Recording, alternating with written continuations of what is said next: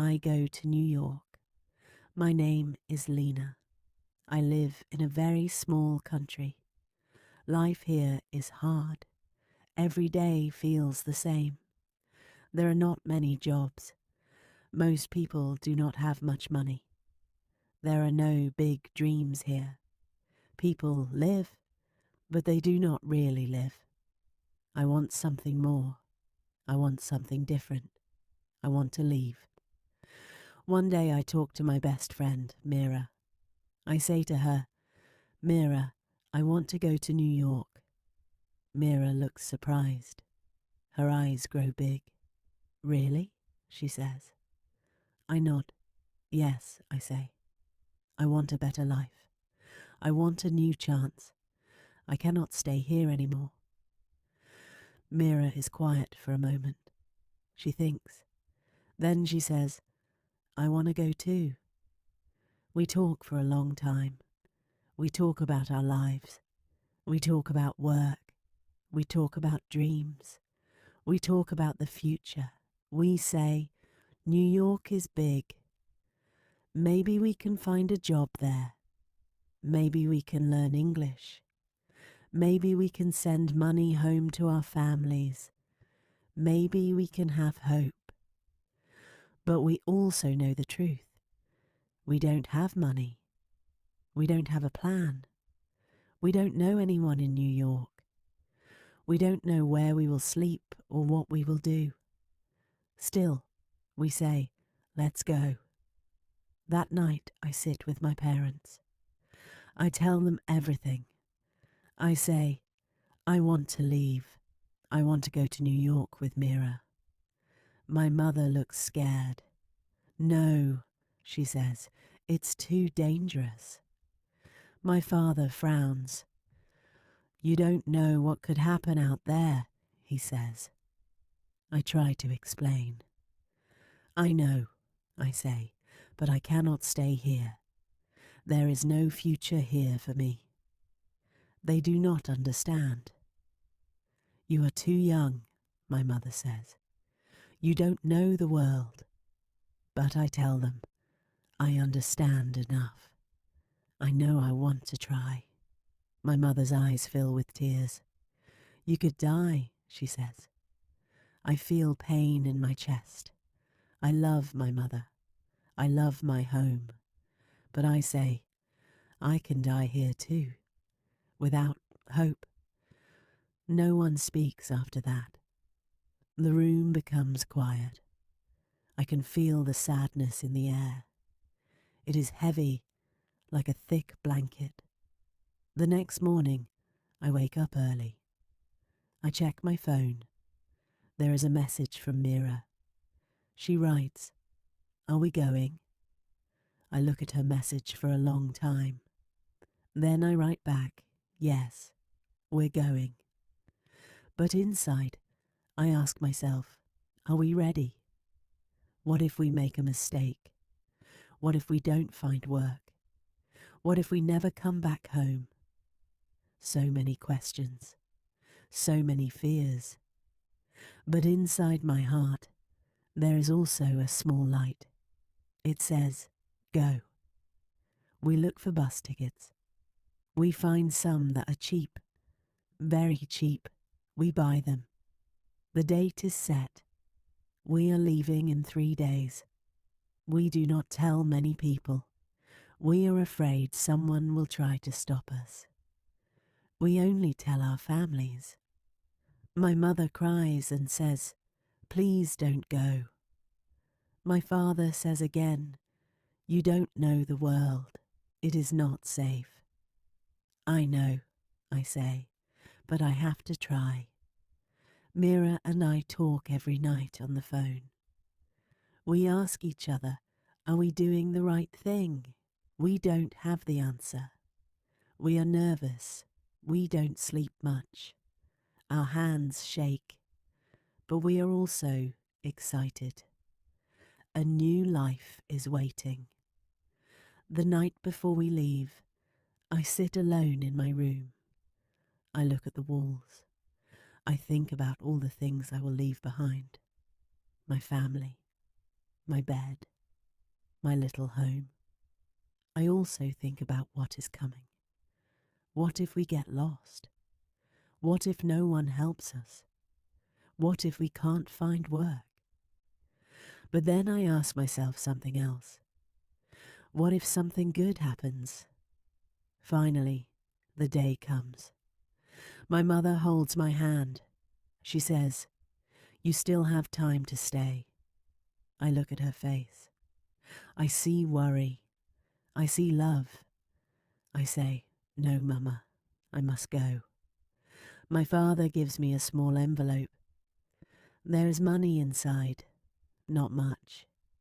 He says, "Use it only if you really need it." "Thank you," I say, holding back my tears. Mira and I meet at the bus station. She is wearing a backpack like me. She smiles, but her smile is small. "Are you ready?" she asks. "No," I say, "but let's go anyway." We get on the bus. We sit next to each other. We don't talk much. We just look out the window. I think to myself, this is real. We are leaving. There is no way back now. Mira whispers, "Do you think we'll be okay?" I say, "I don't know, but we will try."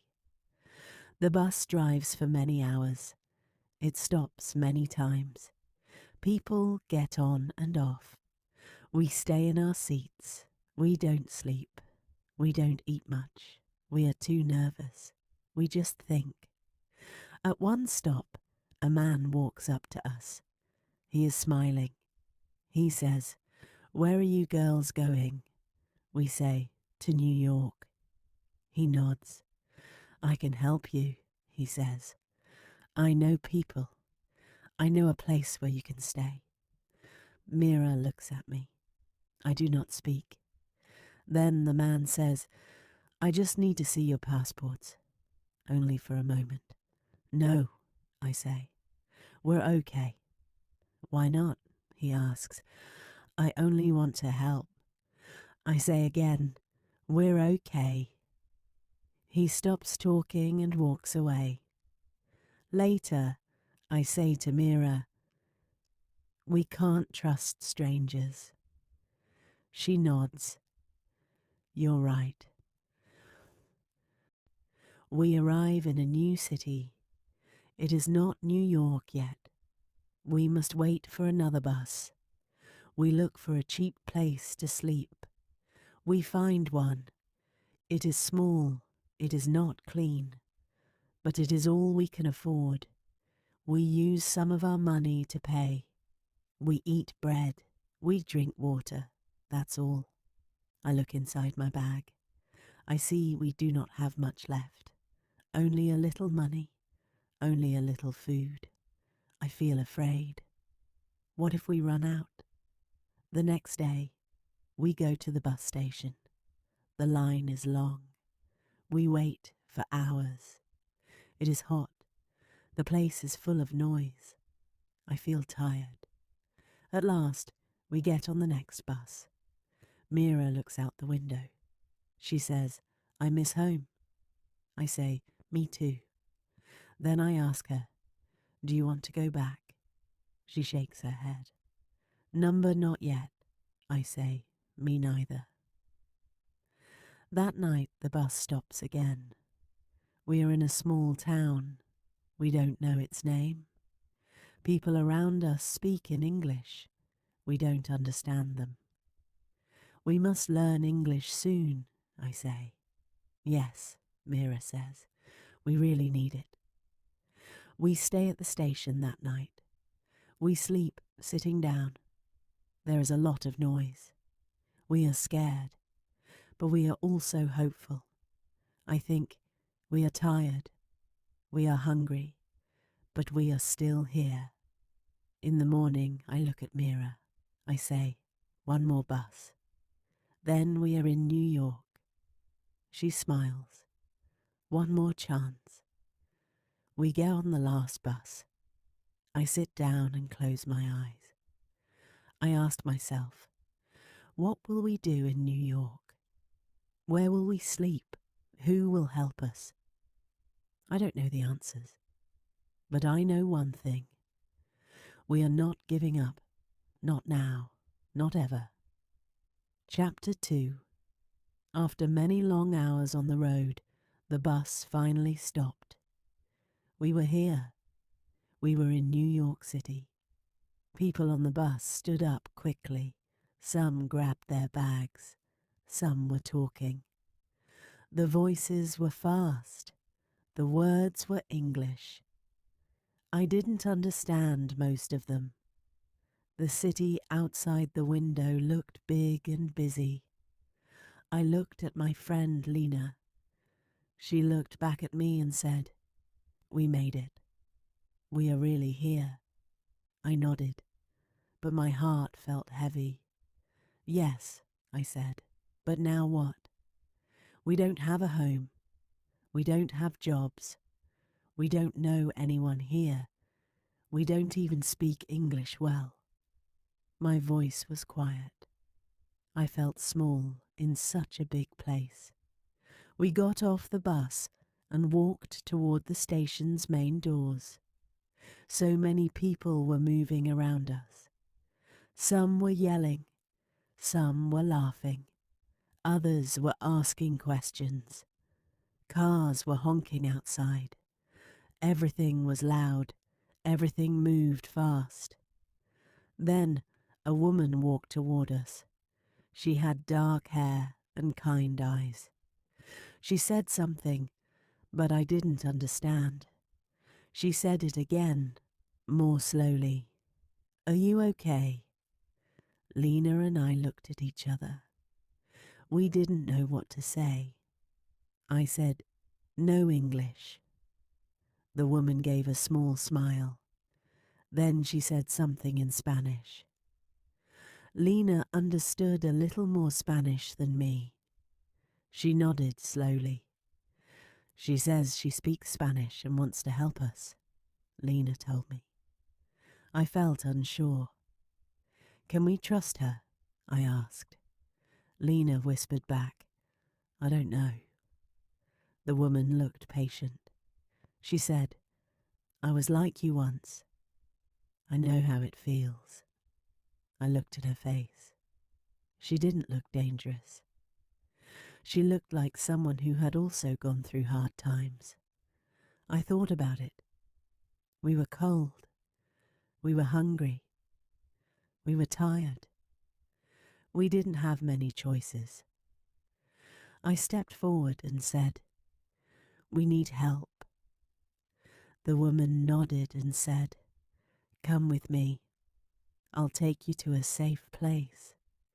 You can rest. You can eat something." I asked, "Why are you helping us?" She looked at me with soft eyes and said, "Because someone helped me when I needed it. I was in your place once." I still wasn't sure, but something inside me said, "Try. Take the chance." "Is it safe?" I asked again. She said, "Yes, it is. You can trust me." I looked at Lena. She looked back at me. I gave a small nod. Together, we followed the woman. As we walked, I had so many thoughts. What if this was a mistake? What if she was lying? What if she took us somewhere bad and we never came back? But then another thought came into my mind. What if she was telling the truth? What if this was our chance to start again? We stopped in front of a door on a quiet street. It looked like a regular building. The woman turned to us and said, "This is the place. You can go inside." I looked at Lena. She didn't say anything, but I could see the fear in her eyes.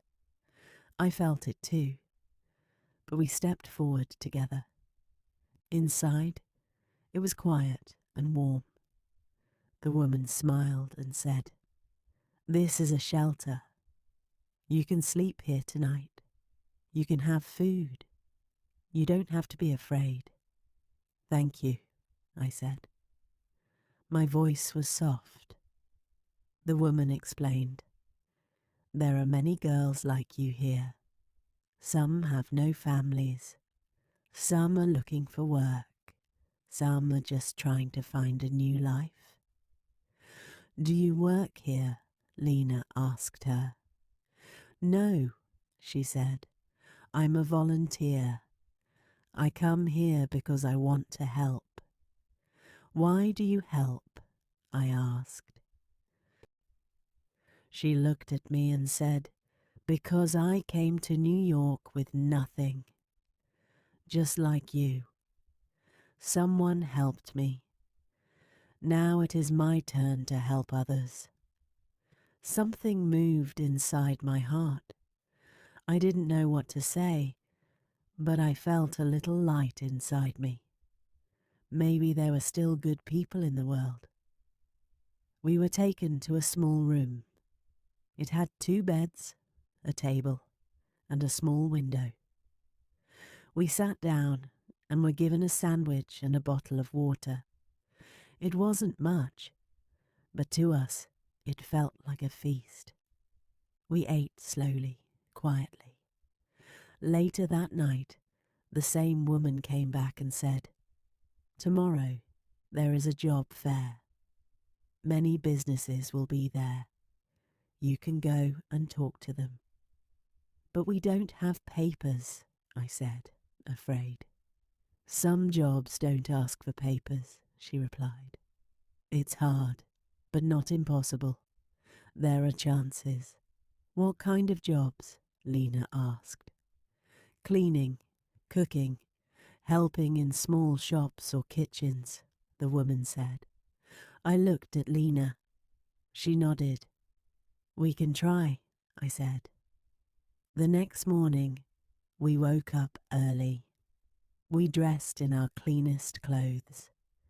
We tried to look strong, even though we felt nervous. We went to the job fair with the woman.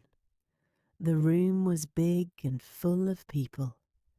There were tables with signs.